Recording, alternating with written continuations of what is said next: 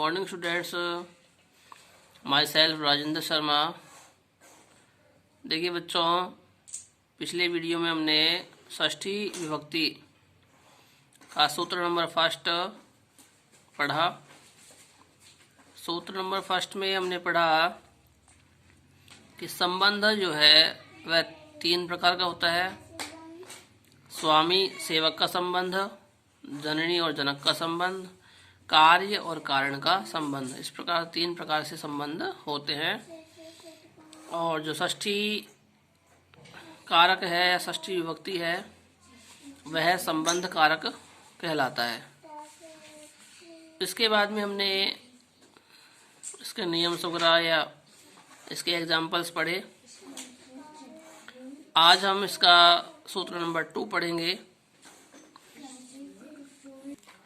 सूत्र नंबर 2 है कर्तरी कर्मणोः कृति।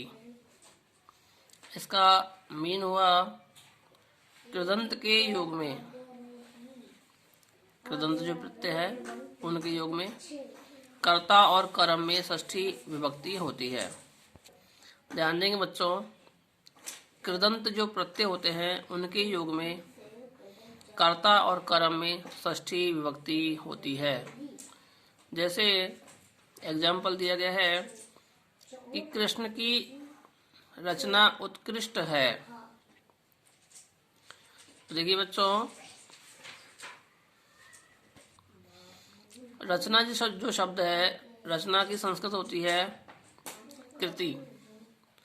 तो यहाँ देखिए बच्चों, संस्कृत में कृष्णस्य कृति उत्कृष्टाः अस्ति, अर्थात कृष्ण की जो कृति है, रचना है, वह उत्कृष्ट है। तो यहाँ पर जो कृति शब्द आया उसमें क्री प्लस इक्तिन प्रत्यय जुड़ा हुआ है और इक्तिन प्रत्यय जो है वह कृदंत प्रत्यय के अंतर्गत आता है। तो बच्चों, यहाँ कृति में इक्तिन प्रत्यय जुड़ा हुआ है। इस कारण से कृष्ण जो शब्द है वह संबंध कारक मान लिया गया है और संबंध कारक में षष्ठी विभक्ति का प्रयोग हुआ है। ठीक है बच्चों। इसके बाद दूसरा एग्जाम्पल, कृष्ण संसार का करता है। यहाँ पर देखिए बच्चों, कृष्ण है, जगत है, कर्ता अस्ति, इसकी संस्कृत में ट्रांसलेशन हुआ। अब यहाँ जो कर्ता शब्द है उसमें क्री प्लस त्रिच प्रत्यय है।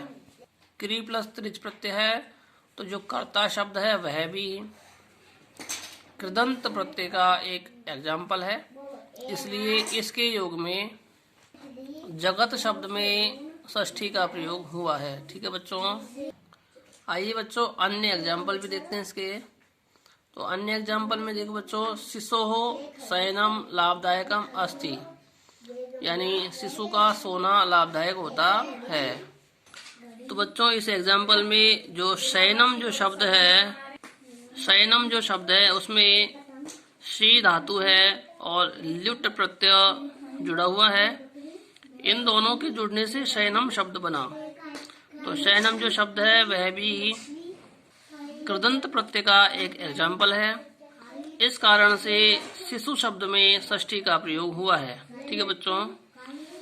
इसके अलावा मातु स्मरणम पुत्रस्य कर्तव्य अस्ति, माता का स्मरण करना पुत्र का कर्तव्य है। यहाँ पर स्मरण शब्द में स्मृति धातु और ल्युट प्रत्यय जुड़ा हुआ है। तो यहाँ पर जो मातु शब्द है उसमें षष्ठी का प्रयोग हुआ है। इस प्रकार से बच्चों, आपको ध्यान रखना है कि कृदंत के योग में कर्ता और कर्म में षष्ठी विभक्ति होती है। इसके अलावा 3 क्वेश्चंस हैं, इन्हें आप स्वयं ही पढ़ लें। इसके बाद बच्चों देखिए, अब हम स्टार्ट करते हैं सप्तमी विभक्ति।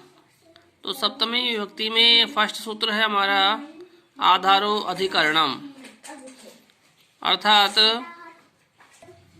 कर्ता और कर्म द्वारा तन्निष्ठ अर्थात कर्तृनिष्ठ या कर्मनिष्ठ क्रिया के आधार को अधिकरण संज्ञा होती है। दूसरा इसका है, यह आधार तीन प्रकार का होता है। देखिए बच्चों, वापस देखते हैं हम। यह आधार तीन प्रकार का होता है। पहला औपश्लेषिक, औपश्लेषिक का मतलब संयोग संबंध वाला। दूसरा वैषयिक, अर्थात विषय में या बारे में कहा गया।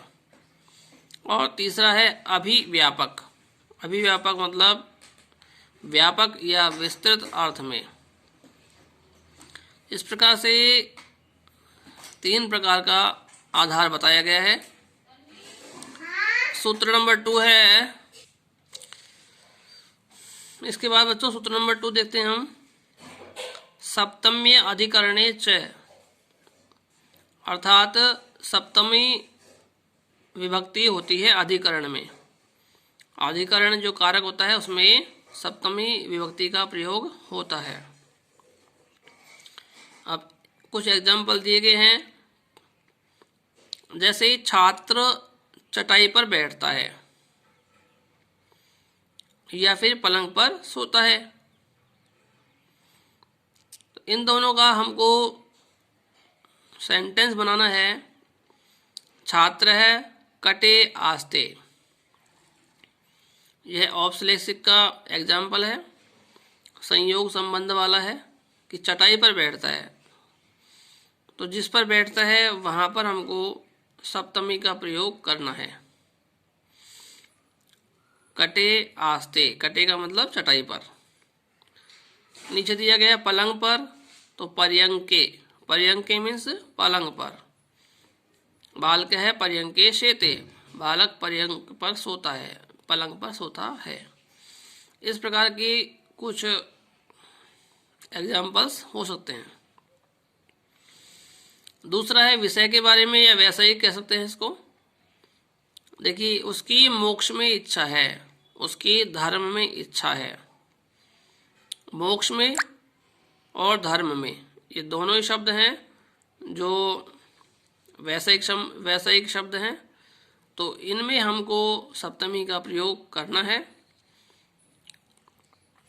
हमारा सेंटेंस बनेगा तस्य मोक्षे इच्छा अस्ति या तस्य धर्मे इच्छा अस्ति। दोनों के दोनों सेंटेंस इस प्रकार से बनेंगे। इसके बाद अभिव्यापक शब्द है। अभिव्यापक में देखिए सब में आत्मा है। अभिव्यापक है मतलब सब, विस्तृत अर्थ है इसका। तो सब में आत्मा है और तिलों में तेल है। तो इसका मतलब सर्वस्मिन आत्मा अस्ति। सर्वस्मिन जो शब्द है, सर्व शब्द है और सप्तमी विभक्ति का एक वचन है। ठीक है बच्चों, सर्वस्मिन आत्मा अस्ति। तो आत्मा के कारण सर्व शब्द में सप्तमी का प्रयोग हुआ है। इसी प्रकार से तिलों में तेल है, तो तेल जो शब्द है उसके अर्थ में तिल शब्द में सप्तमी का प्रयोग हुआ है। और तेल क्या होता है, सभी तिलों में निकलता है, इसलिए ये अभिव्यापक शब्द है। ठीक है बच्चों। इसके बाद 3 क्वेश्चंस दिए गए हैं, इन्हें आप पढ़ें, लर्न कर लें। ठीक है बच्चों।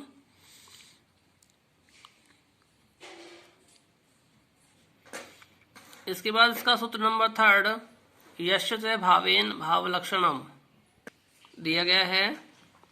तो यहाँ देखेंगे बच्चों, यदि एक क्रिया के बाद दूसरी क्रिया के लक्षित होने पर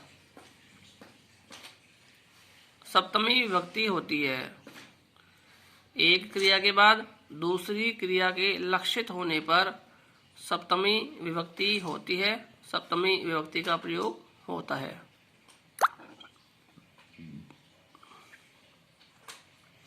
दूसरा इसका नियम है, सति का प्रयोग होने पर या होने से इसे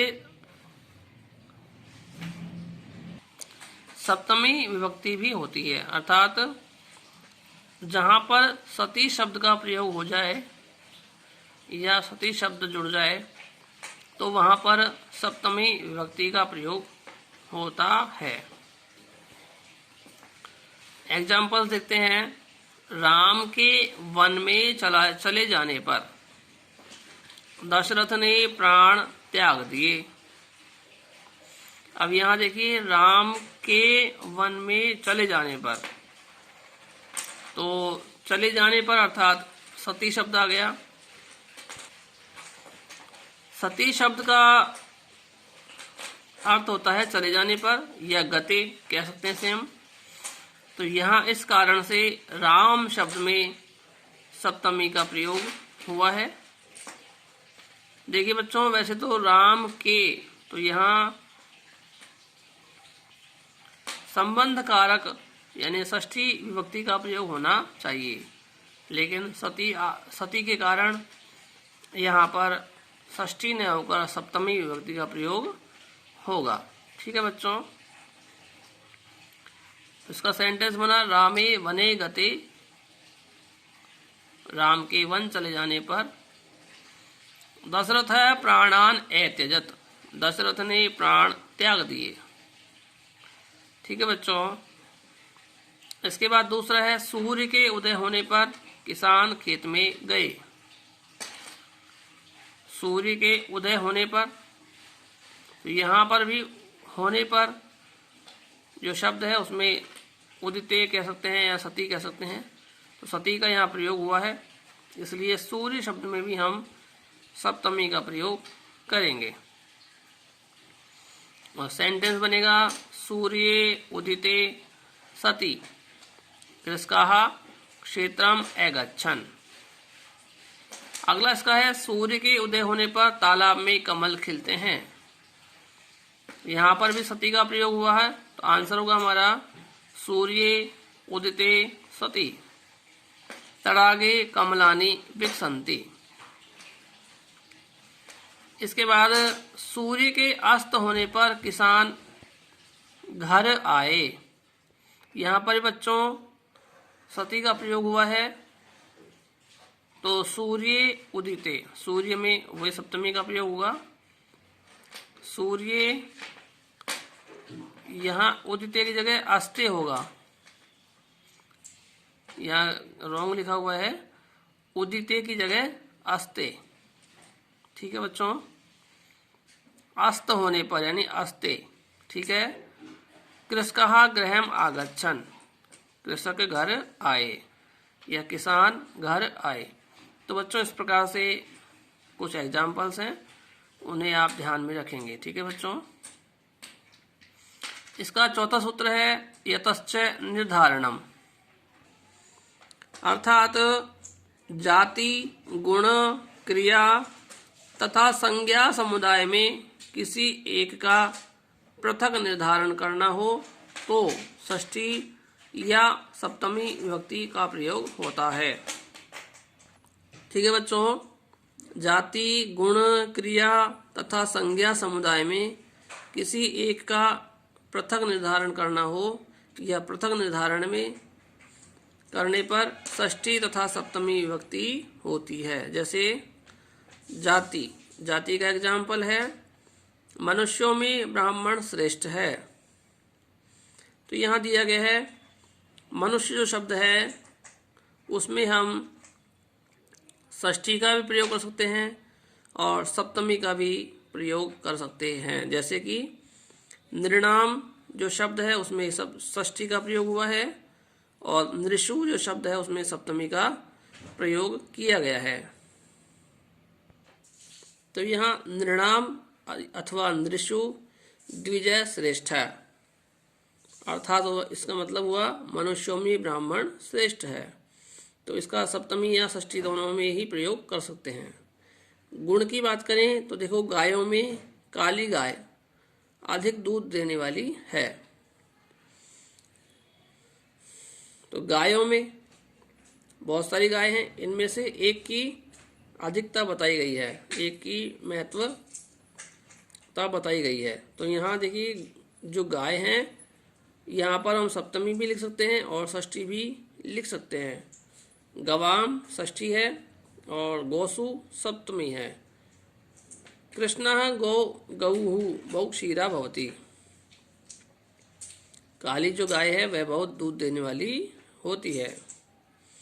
इस प्रकार से उसका सेंटेंस बनेगा। क्रिया का सेंटेंस है कि जाने वालों में दौड़ता हुआ शीघ्र है।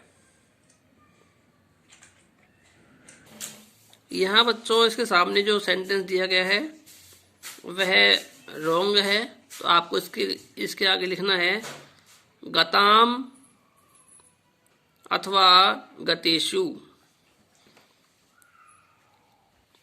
धावन शीघ्रतम अस्ति। ठीक है बच्चों, गताम अथवा गतेषु धावन शीघ्रतम अस्ति। इसका सेंटेंस बन जाएगा जाने वालों में दौड़ता हुआ शीघ्र है। इसके बाद नीचे संज्ञा वाला दिया गया है, छात्रों में दीपक चतुर है। तो यहाँ पर छात्राणाम अथवा छात्रेषु दीपक है पटु।